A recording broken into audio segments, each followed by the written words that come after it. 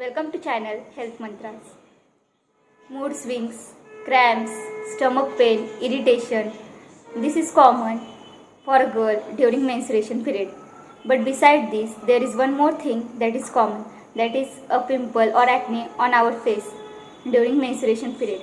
So today, let's discuss why this acne during menstruation occurs and what can we do to avoid this. Means what is the solution to avoid pimple or acne on our face during menstruation. So let's start. Actually, there are three hormones involved.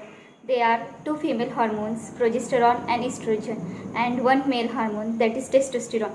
It is in lesser quantity in women also. Means it is a male hormone, but in women also it is present in lesser quantity.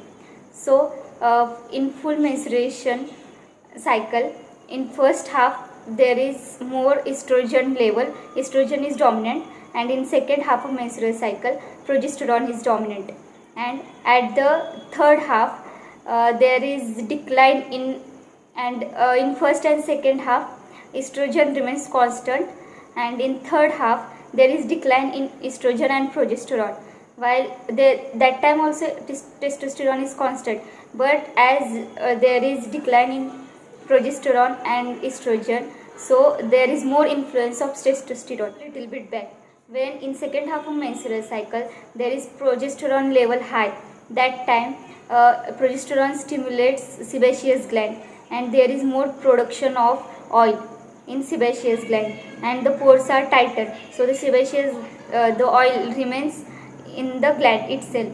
And in third half, where the estrogen and progesterone level decreases and testosterone is high, means influence is high compared to progesterone and estrogen, that time the testosterone by its nature, it stimulates sebaceous gland, and there is more production of oil, so there is much more oil in our skin. This is the favorite environment for the growth of bacteria called as Propionibacterium acne.